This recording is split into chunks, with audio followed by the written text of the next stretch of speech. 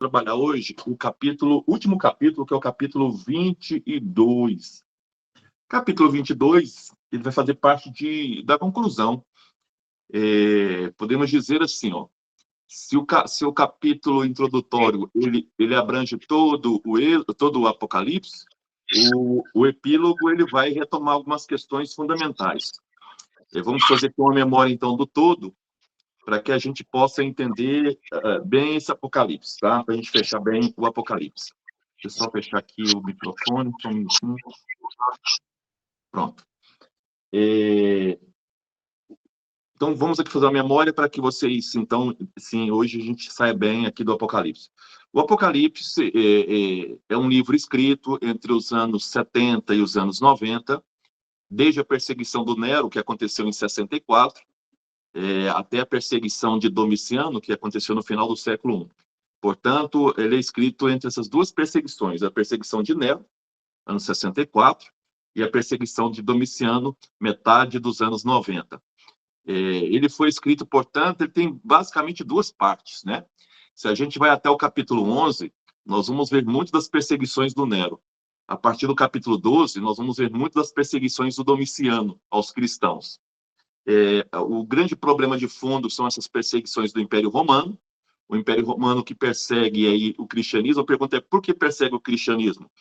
Principalmente em relação ao Domiciano, a perseguição é porque o Domiciano ele quer centralizar todo o império na mão dele, se autodeclara Deus, Domiciano se declara Deus, e obriga todos a fazerem culto aos deuses além dele, também além dele. Logicamente que as comunidades cristãs não vão aceitar e serão perseguidas. Não foi só os cristãos que foram perseguidos também, nós sabemos que os filósofos, que também eram bastante questionadores, foram perseguidos no governo de Diocleciano. Até mesmo os ricos. Nós temos membros da família senatorial que não concordavam com essa política absoluta de Domiciano, que também foram perseguidos nesse governo desse imperador. Portanto, o Apocalipse é escrito aí vamos dizer assim, num ciclo de mais ou menos 30 anos, tá? 30 anos para que o livro todo fosse escrito. O livro em si, ele vai do capítulo 4º até o 21º, porque do capítulo 1 ao 3º é uma grande introdução, e o capítulo 22 é uma grande conclusão. Então, o livro mesmo, ele vai do capítulo 4º ao capítulo 21, vamos dizer, o livro em si, né? O grosso do livro vai até o capítulo 21. Embora as perseguições elas sejam localizadas na Ásia, onde hoje é a Turquia, ali tem as 7 comunidades cristãs da Ásia, o João escreve no sentido de para todas as comunidades cristãs. Como era um período de perseguição, o João não podia escrever abertamente, então ele escreve em metáforas, em alegorias, para que nem ele nem as comunidades fossem aí perseguidas, né, mais ainda do que estavam sendo. O que o João quer com esse livro? Primeiro, encorajar as comunidades a não desistirem, a resistir, né? Nós já falamos que uma das palavras-chave para entender o livro do Apocalipse é a palavra resistência, que os cristãos continuem resistindo, tá? Resistindo ao quê? Primeiro, a idolatria, não prestar idolatria, culto idolátrico, tá? Nem aos deuses, nem ao imperador. E segundo, manter firme, mesmo que percam a vida, né? Ou seja, resistência. Outra questão, que os cristãos eles sejam fiéis à profecia, à vivência do evangelho. O João vai dizendo com isso que é o terceiro ponto que eu acho muito importante, é que o mal ele não é para sempre, que as perseguições não são para sempre, que o bem sempre vence o mal. Mas muito disso depende de nós precisamos transformar a sociedade. Então, esse é o grande objetivo do João. Existe uma grande prostituta, que é Roma, a cidade de Roma, é a grande prostituta, e aí ele sempre compara Roma com a Babilônia, né? A Babilônia que causou tanto mal aos judeus, e existe uma grande prostituta que seduz, aqui a prostituição está ligada à ideia de sedução, que seduz outras nações para viver essa busca pelo poder, para sugar o sangue dos profetas e assim por diante. Mas precisamos transformar essa prostituta numa esposa de Cristo, que é através da conversão. João acredita, como qualquer cristão, na conversão das pessoas. Mas para isso nós precisamos profetizar. Precisamos alimentar do Evangelho. Capítulo 10 fala disso, né? Que precisamos comer o Evangelho, que é tão doce na boca, mas é amargo no estômago. Então, nós precisamos transformar a sociedade. É somente transformando a sociedade, essa prostituta, que nós teremos um novo céu e uma nova terra. O João não está falando de fim de mundo, não de fim de mundo de terra, ele está falando de um mundo, de um fim de um mundo, de uma sociedade injusta. Então, o fim do mundo que o João proclama é o fim da sociedade injusta, da sociedade que persegue a igreja, da sociedade que persegue os cristãos. É dessa sociedade que o João anuncia o fim, não do fim do mundo físico que nós vivemos. E como é que essa sociedade vai ter fim? Com a conversão dela. Com a conversão dela, com o fim do mal, com o fim do diabo, que é representado pelo dragão, com o fim das duas bestas, que é o poder político e o poder religioso que sustenta Roma, a resistência, a profecia, o culto verdadeiro. É com isso que nós vamos transformando a sociedade e o bem vai vencendo o mal. O João diz que sempre o bem vai vencer o mal. Mas e aqueles que morreram, João? Eles hoje são livres verdadeiramente. Hoje eles vivem com o Cordeiro, porque eles lavaram a sua roupa, lavar a roupa é identidade, tá? Lavar a roupa quer dizer assumir a identidade cristã de fato, e hoje estão com o Cordeiro. O primeiro que inaugurou a sociedade justa foi Jesus. Não tem mais volta. A ressurreição de Cristo é a vitória da vida sobre a morte, da justiça sobre a injustiça, do bem contra o mal. É isso que o João está fazendo. Então, ele está animando a comunidade a manter firme nessa fé. E nós vimos, então, que no capítulo 21, foi a aula passada, ele descreve essa sociedade, essa nova esposa de Cristo. A esposa de Cristo aqui é uma nova sociedade, tá? E qual que é essa nova sociedade? São as comunidades cristãs. Então, a esposa de Cristo são as comunidades cristãs, é a nova sociedade, tá? Então ele fala que Deus vai viver com a gente, não vai ter mais céu nem terra, nesse novo mundo não vai ter covardes, nem infiéis, está lá no versículo 8º do capítulo 21, nem corruptos, nem assassinos, nem impudicos, nem magos, nem idólatras, foi da idolatria que eu falei para vocês, nem mentirosos, né? Essa cidade messiânica, ela vai ser perfeita. Ele fala da perfeição, do número 4, do número 3, do número 12, uma sociedade perfeita. Não vai ter religião, porque a adoração de Deus vai ser permanente. Deus vai andar com a gente, como lá no Gênesis, ele vai lembrar disso. Então, ele faz essa questão. Agora, vamos entrar no capítulo 22, que é justamente que conclui isso tudo, né? Que mostra isso tudo que o João está falando, essa esposa de Cristo, as comunidades. Lembra, eu já falei para vocês que a Bíblia ela é um grande casamento de Deus com Israel. Agora, o novo casamento é de Deus com as comunidades cristãs, né? Essa conversão que Deus chamou que as comunidades, então, vivessem. Tá? Capítulo 22. Então, veja aí comigo aí. Mostrou-me depois um rio de água de água da vida, límpido como cristal, que saía do trono de Deus e do Cordeiro. Aqui, eu já falei para vocês que o João usa muito imagens do Antigo Testamento. Essa imagem que o João está usando aqui da água que sai do trono é uma imagem que está, depois vocês podem ler isso lá, está lá em Ezequiel 47, de 1 a 12, as águas que saem do trono de Javé. Então, ele usa essa imagem lá para dizer que tudo que vem de Deus é vida. Lembra também aqui o rio que estava lá no Gênesis, que gerava toda a vida. E rio, nos textos de João, sempre é o Espírito Santo. Então, quando você lê a palavra rio de água viva, é sempre o Espírito Santo. Lembra lá no Gênesis também, o Espírito pairava sobre as águas. É o Espírito que traz vida. Então, do trono de Deus só surge vida, está dizendo João aqui, tá? Um rio límpido como cristal que sai do trono de Deus e do Cordeiro. No meio da praça, aqui também se fala muito, o João usa muita imagem da Babilônia. A Babilônia tinha uma rua, isso narrado lá nos textos do exílio, tinha uma rua que do lado tinha um rio cheio de árvores e no centro uma grande praça. Então, aqui o João está usando a metáfora da Babilônia. A Babilônia é mal, mas agora é uma cidade convertida, tá vendo aqui? É uma cidade transformada. Lá, Babilônia significa cidade da morte. Agora, essa Nova Jerusalém é a cidade da vida. Qual é a Nova Jerusalém? Não é uma cidade física. A Nova Jerusalém é a cidade justa que nós construímos. Pode ser Goiânia, pode ser Rio Verde, pode ser Santa Helena, pode ser aí qualquer cidade, Campo Grande, e todas as outras cidades que nós aqui temos. Então, são cidades que nós temos que converter nessa cidade de vida. Tá? No meio da praça, de um lado e de outro do rio, há árvores da vida que frutificam 12 vezes, dando fruto a cada mês. 12 é o número da perfeição, já falei para vocês. E suas folhas servem para curar as nações. Então, aqui ele usa a imagem da Babilônia, né, as árvores. Só que agora não é a Babilônia que suga os profetas, não é mais a Roma, é a Nova Jerusalém, que cura as nações. Então, o que cura as nações, então, é a conversão, é a vida, é a o que é o rio de água viva? É o projeto de Deus. Nós temos que nos aproximar desse projeto de Deus, que é o reino de Deus. Nunca mais haverá maldições. Uma perguntinha aqui: quantas maldições existem na Bíblia? Só uma. Deus só amaldiçoou uma pessoa na Bíblia, Caim, que matou Abel. Só. Não existe outra maldição de Deus a não ser a Caim. E a palavra Abel significa sopro de vida. Por que o Caim foi amaldiçoado? Porque ele matou a vida.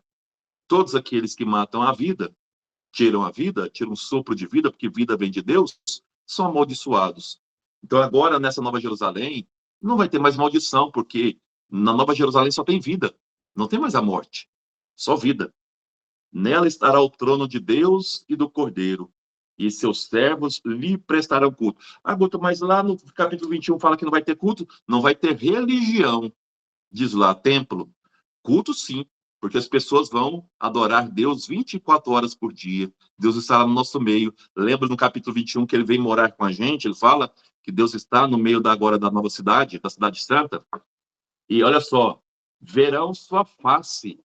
Na Bíblia, no Antigo Testamento, fala que aqueles que viram a face de Deus morreram. Mas aqui agora não. Agora Deus ele se revela. A gente vai ver a sua face. E seu nome estará sobre suas frontes, porque o batismo, né, Deus está na nossa fronte. Já não haverá noite, ninguém mais precisará da luz da lâmpada, nem da luz do sol, como lá no Gênesis, que era separado, porque o seu Deus brilhará sobre eles, e eles reinarão pelos séculos dos séculos. Deus será a nossa luz. Não é necessário mais, né, a luz do sol, nem a luz, vamos dizer, não natural. Disse-me então, essas palavras são fiéis e verdadeiras, pois o Senhor Deus, que inspira os profetas, enviou o seu anjo para mostrar aos seus servos o que deve acontecer muito em breve. Lógico, quando o João escreve, ele está vivendo perseguição ainda. Ele está animando a comunidade, porque dizendo, vai acabar. Tá breve, vai acabar. Um novo céu, uma nova terra vai surgir. Tá? Eis que vem em breve. Na Bíblia, nós chamamos isso de Maranata, né? As comunidades rezavam pedindo para Jesus voltar logo. Nós estamos sofrendo. Maranata, vem, Senhor Jesus. Eis que vem em breve, diz Jesus. Tá? Feliz aquele que observa as palavras da profecia desse livro. A Bíblia, eu já falei para vocês que o Apocalipse, uma das palavras-chave é profecia. Tá? Eu, João, fui o ouvinte e a testemunha ocular dessas coisas. Tendo-as ouvido e visto, prostrei-me para adorar o anjo que me havia mostrado tais coisas. O João, por 3 vezes, ele tenta adorar coisas, né? Essa é a última vez que o João tenta adorar um anjo. Lembra aquela vez que o anjo fala assim, eu sou uma criatura como você? De novo, ele tenta adorar o anjo. Olha o que o anjo responde para ele. Então, ele fala assim, eu, João, tá. Fala assim, tendo ouvido esse serviço, prostrei-me para adorar o anjo que me havia mostrado essas coisas. Olha o que o anjo fala. Ele, porém, me impediu. Não, não faças. Sou servo como tu e como teus irmãos, os profetas e como aqueles que observam as palavras deste livro. É a Deus que deve adorar. O grande problema do século I é a idolatria. É o grande problema. O João, mesmo assim, o João ele é tentado a ser idólatra. 3 vezes o João ele se pega tentando adorar criaturas. Lembra que uma vez o João ele vai dizer se ele viu que a cidade prostituta era tão atraente que ele falou, ele quis adorar a cidade. O anjo fala assim, ó, consciência, João, volta a si, discernimento. Depois ele tenta adorar o anjo. Primeira vez o anjo impede, de novo, 3 vezes. Então João tentou adorar a cidade prostituta, o anjo, o primeiro anjo, agora o segundo anjo. E o anjo não deixa, tá? E acrescentou, não retenhas em segredo as palavras da profecia desse livro, pois o tempo está próximo. O que o anjo manda falar é que ele divulgue isso. Que o injusto cometa ainda a injustiça e o sujo continua a sujar-se. Que o justo pratique ainda a justiça e que o santo continue a santificar. Isso vai continuar acontecendo ainda. Eis que eu venho em breve e trago comigo o salário para retribuir a cada um conforme o seu trabalho. É a questão da premiação que nós falamos. Quer dizer, aqueles que quiseram ficar com a morte vão viver pela morte. Os que lutaram pela vida vão viver pela vida. Tá? Esse é o salário. Eu sou o alfa e o ômega, o primeiro e o último, o princípio e o fim. Isso é um dos nomes de Jesus que o Apocalipse fala muito, tá? Felizes os que lavam sua veste para terem o poder sobre a árvore da vida e para entrarem na cidade pelas portas. Lembra que eu falei que a cidade ela é para todas as direções, no sentido da conversão? A ideia aqui é da conversão das outras cidades. E os mártires, eles têm um poder sobre a vida, por quê? Porque eles ressuscitaram, deram a vida em nome do Cordeiro. Ficarão de fora os cães, os mágicos, cães aqui referindo a todas as nações que nos converteram, os mágicos, os impudicos, os homicidas, os idólatras, o grande problema da idolatria, e todos que amam ou praticam a mentira. É Deus que condenou essas pessoas? Não, eles se condenaram porque no reino da vida não pode entrar a morte. No reino da justiça não pode entrar a injustiça. Então as pessoas não entram porque elas optaram por estar do lado da morte. Aí vem o epílogo. Eu, Jesus, enviei meu anjo para vos atestar essas coisas a respeito das igrejas. Eu sou o rebento da estirpe de Davi, a brilhante estrela da manhã. Estrela da manhã significa ressurreição, tá? Jesus ressuscitado. O Espírito Santo que dá vida, e a esposa, as comunidades, dizem, vem.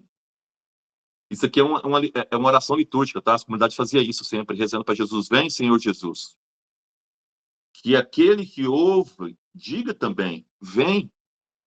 Que o sedento venha. Sedento é Jesus, tá? E quem o deseja, receba gratuitamente a água da vida, o Espírito Santo. O Espírito Santo. A todo que ouve as palavras da profecia desse livro, eu declaro. Se alguém lhe fizer algum acréscimo, Deus lhe acrescentará as pragas descritas nesse livro. Aqui é o medo do João de que pervertessem o livro dele, como fazem hoje, hein? Como fazem hoje. As pessoas inventam coisa que o João não falou. Então, o medo do João naquela época era que as pessoas modificassem o que ele tinha escrito. E hoje, muitos modificam aquilo que ele escreveu, né? Fala diferente. E se alguém tirar algo das palavras do livro dessa profecia, Deus lhe tirará também a sua parte da árvore da vida e da cidade santa que estão descritas nesse livro. Aquele que atesta essas coisas diz, sim, venho muito em breve. A comunidade não está rezando? Vem, Senhor Jesus, vem, Senhor Jesus. Jesus responde, sim, venho muito em breve. Amém. Vem, Senhor Jesus, Maranata. Em hebraico, Maranata, tá? Vem, Senhor Jesus. A graça do Senhor Jesus esteja com todos. Amém. Veja bem que o livro começa com uma oração litúrgica e termina com uma oração litúrgica. A comunidade está rezando. Vem, Senhor Jesus, e Senhor Jesus responde. Eis que eu venho em breve. Né? A pessoa, deixa eu só explicar uma coisa para vocês importante. Muitas pessoas, isso na igreja nós chamamos de parousia. Parousia. A segunda vinda de Jesus. Tanto é que agora no Advento, quem está acompanhando o Advento, até a segunda semana do Advento, a gente fazia a leitura da segunda vinda de Jesus. O Advento tem 4 domingos. 4 domingos. Os 2 primeiros domingos, se vocês pegarem as leituras, fala da segunda vinda de Jesus. O terceiro domingo, que foi a última semana, e o quarto, que é o próximo domingo, fala da primeira vinda de Jesus, o nascimento dele. Pode observar depois, tá? Pode pegar os textos. Então, de 4 domingos, os 2 primeiros falam da parousia, da segunda vinda de Jesus, e o terceiro e o quarto fala da primeira vinda. Então, tem 2 vindas. O Advento celebra as 2 vindas de Jesus, a primeira e a segunda. Isso chama-se parousia na Bíblia. E na teologia chamam de escatologia, o final dos tempos. A pergunta é, a igreja acredita nisso ainda? Teologicamente, sim. Na segunda vinda de Jesus. Teologicamente, sim. Mas muitos teólogos, em si, fazem uma outra leitura dessa interpretação joanina. Lógico que no primeiro século, nós estamos no primeiro século acreditava-se que Jesus ia vir mesmo logo. Logo quer dizer amanhã. Eles estavam sofrendo tanto que eles rezavam todos os dias: vem, Senhor Jesus, acaba com o nosso sofrimento, vem, Senhor Jesus. Eles rezavam constantemente. Então, as primeiras comunidades, falando historicamente, elas acreditavam que a parousia seria eminente, rápido. Tem até um texto do evangelista Mateus que diz o seguinte: essa geração não passará antes que essas coisas aconteçam. Lembra disso? Texto do Evangelho? Essas coisas vão acontecer e essa geração ainda vai ver isso, o que não aconteceu dessa forma. É porque as comunidades escrevem esses livros 40, 50, 60 anos depois da morte de Jesus, tá bom? Beleza. Então, oficialmente, a igreja ainda acredita nessa parousia dessa forma, da volta de Cristo. Mas a maioria dos teólogos chega a dizer que 90% deles fazem uma outra leitura dessa questão da parousia. Jesus vem não num tempo físico, porque Jesus já não está mais no tempo físico. A vinda de Jesus, ela está ligada à vivência do evangelho. Todas as vezes que eu vivo o evangelho, Jesus vem. Todas as vezes que eu faço caridade, Jesus está comigo. Todas as vezes que eu pratico a justiça, Jesus está comigo. Mesmo porque lá no Evangelho de Mateus, Jesus fala: eis que eu estarei convosco todos os dias até o final dos tempos. Ele não foi. Ele continua com a gente, mas continua como? Através do Espírito Santo. Lembra que fala, soprou sobre os apóstolos o Espírito, falou assim: receba o Espírito Santo. Quer dizer, Jesus continua com a gente nas comunidades, na igreja. Ele continua com a gente na nossa vivência do Evangelho. Então, hoje, estou falando 2024, a grande maioria dos teólogos fazem essa interpretação, que Jesus não vai vir fisicamente mais. Ele já veio e continua com a gente através do Espírito Santo. Então, quando ele fala, vem, Senhor Jesus, quer dizer, a minha prática do evangelho, quando eu pratico o reino de Deus, Jesus já está comigo, ele já vem, tá? Mas, oficialmente, se você perguntar ao padre, ao papa, ele vai dizer, não, a igreja acredita na doutrina da parousia, que é essa volta física de Jesus. Aí fala assim, mas os teólogos não acreditam nisso? Ou não seguem essa doutrina? Pessoal, teólogos, eles são cientistas da igreja. Eles pensam para ajudar a igreja a crescer, senão até hoje a gente estaria na Inquisição. Então, a função dos teólogos é fazer a igreja pensar. E eles são a mente da igreja, eles pensam, colocam essas reflexões também, tá? Então, a parousia oficialmente uma doutrina da igreja, mas os teólogos interpretam essa parousia com uma outra função, ok? Bom, é isso, Rafael, acabei de entrar, Rafael, você entrou no final, porque hoje nossa aula é curtinha, porque hoje trabalhamos só o capítulo 22, era até para compensar aquelas aulas, porque era para a gente ter terminado no início de dezembro, nós estamos indo até o dia 17 hoje, porque nós devíamos 2 aulas para vocês, então estamos aí pagando essas 2 aulas, fomos até o dia 17. Então, aí está aí o livro do Apocalipse. Hoje não, amanhã, aqueles vídeos que eu mando de 10 minutos, nós estamos lá no 49. Faltam 50, 51, 52, 53, 54, 55. Faltam 6 vídeos. Eu vou mandar tudo amanhã para vocês, os 6 vídeos. Porque aí vocês têm um curso completo do Apocalipse também em vídeos pequenos. Porque o Mauro já está postando para vocês os vídeos da aula completa que só vocês têm. Essas aulas só vocês têm. Então, o Mauro vai postar essa última aula aqui, e amanhã eu vou postar os 6 vídeos que faltam para terminar o curso completo do Apocalipse. Aí você vai dizer assim, Guto, eu não tenho o vídeo número 14. Me fala no particular que eu mando. Eu não tenho o 13, porque se vocês podem salvar isso em PDF, alguma questão, para que vocês tenham um curso completo. São resumos das aulas, eu trabalho capítulo por capítulo, resumidamente, para que você possa ter esse curso completo do Apocalipse. Guto, eu posso passar isso para frente? É você que define. Você que pagou pelo curso, você quer que outras pessoas tenham acesso, fica à vontade também, ok? Então, amanhã eu vou postar os 6 vídeos finais que estão faltando. Falta o capítulo... Na verdade, são 7, porque o vídeo 50 são 2. Tá dividido em 2 partes. Então, tem 2 vídeos 50, os 51, 52, 53, 54, 55. Tem 7 vídeos, eu vou postá-los amanhã. E aí vocês, então, têm esses vídeos completos. Então, do curso do Apocalipse. Se você tem algum que você não viu, ou que você perdeu, me fala que eu mando para vocês esse vídeo, tá? Para que você tenha o curso completo do Apocalipse também, resumido. Resumido. A partir de fevereiro, nós vamos começar, então, o curso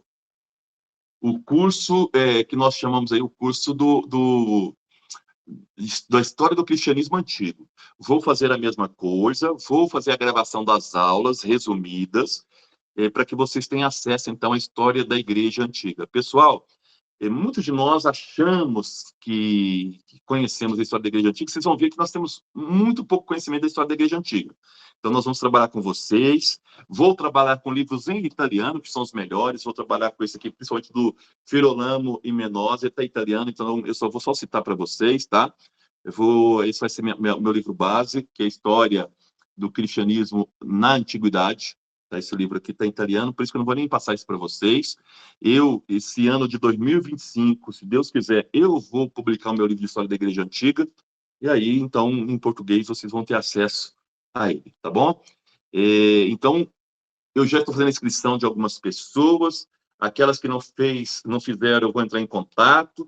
Eu já tenho aqui inscritos, deixa eu ver se eu consigo abrir aqui, eu procurei hoje. Tem o Mauro, tem a Maria de Fátima, que está inscrita, tem mais 2 que vão vir agora, 4.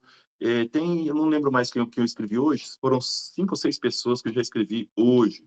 Eu espero que também que vocês possam divulgar esses vídeos para as comunidades. Por quê? Porque é muito importante que eles tenham acesso. Está aqui, curso de História da Igreja. Deixa eu ver quem está escrito aqui já. Eu escrevi aqui, acho que umas 5 ou 6 pessoas hoje. Tá, a Erotilda, que é uma que vai vir agora. O Rafael eu escrevi hoje. O Eugênio é um novo que vai aparecer. A Paula, que hoje não está no curso, mas ela já acompanha a gente. O Mauro e a Fátima. Até agora, então, nós temos 1, 2, 3, 4, 5, 6. Amanhã eu vou perguntar para vocês, os outros, quem vai participar direitinho. Começamos em fevereiro. São 6 meses, tá? Aí começa o pagamento a partir de janeiro até junho, para a gente fechar em junho esse curso. E aí eu vou já gravar agora, a partir de dezembro, os vídeos, tá? Da história da Igreja Antiga, usando esse livro como base, do Girolamo. Chama-se História del Cristianesimo l'Antiquità, que significa Antiguidade. É um livro muito bom, eu usei bastante ele já. E aí, então, vou passando para vocês, tá bom? No mais, eu agradeço muito a participação de vocês. Espero que tenha apaixonado pelo livro do Apocalipse, que é um livro realmente, no meu ponto de vista, depois dos evangelhos, é o que mais me chama atenção, por essa questão de um livro pé no chão, que a gente fala, né? De um homem que vê o sofrimento da comunidade e trabalha em cima desse sofrimento, tentando dar esperança para essas comunidades, mostrando um futuro melhor para essas comunidades. Então, nada disso de magia, nada disso de medo, nada disso, sabe, assim, um livro com a linguagem muito bonita. Então, espero que vocês tenham gostado. Quem não comprou esse livrinho, seria bom você ter aí na sua casa, na Paulus tem, você pode fazer o pedido que eles mandam na sua casa. Vale a pena esse livrinho da Paulus, tá? Como leu o Apocalipse, resistir e denunciar. É um homem que foi muito corajoso, o João e as comunidades que estavam ligados a ele. Se alguém quiser fazer alguma pergunta ou falar algo, fique à vontade, tá bom?